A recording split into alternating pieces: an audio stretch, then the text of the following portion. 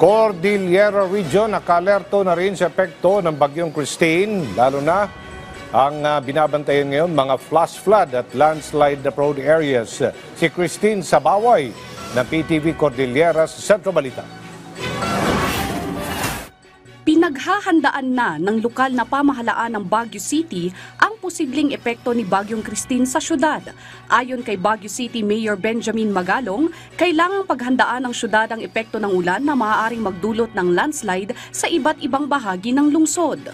While the wind is not a major concern, it's the rain. Yung heavy rain, kasi looking at the latest forecast, meron pang rainfall na aabot ng mga 48 mm, and that's quite alarming. Dahil sa banta ng bagyo, kinansela ng alkalde ang kanyang biyahe papuntang Canada para mabantayan ang sitwasyon ng lungsod.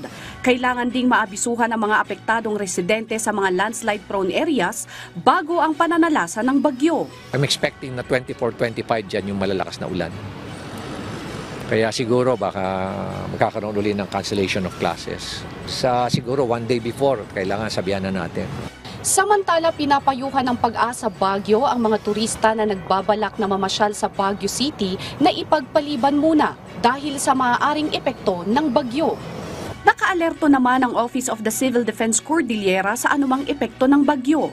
Tinututukan ng opisina ang mga probinsya sa Cordillera na prone sa flooding, kagaya sa Abra, Kalinga, Apayao at Ifugao. Sa landslide naman ay sa lahat ng mga probinsya. Naka-red alert status ang opisina dahil sa sama ng panahon. Nagsasagawa ngayong araw ang opisina ng Pre-Disaster Risk Assessment. Ang Cordillera Administrative Region naman, sa pamamagitan ng Regional DRM Council ay naghanda na. Nag-issue na po tayo ng preparedness directives noong October 19, 2024. At inaasahan po natin na itaas po natin yung alert status po natin to blue alert habang inaabangan po natin itong posibleng epekto ng bagyong Christine. Tiniyak ng OCDCAR na nakahanda ang mga LGU sa Cordillera base sa pinakahuling monitoring at presentation ng mga lokal na pamahalaan. Sa datos na nakuha ng OCD sa mga LGU, sapat pa ang mga food at non-items para sa mga apektadong residente kung sakaling mangangailangan sila dahil sa epekto ng bagyo. May mga nabigyan na rin po tayong mga local government units, particularly yung mga LGU sa TRIS talaga.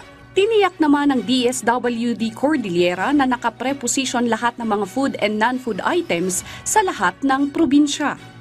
Sa ngayon, maaraw pa dito sa Baguio City at maraming turista ang namamasyal sa mga tourist spots habang maaliwalas ang panahon.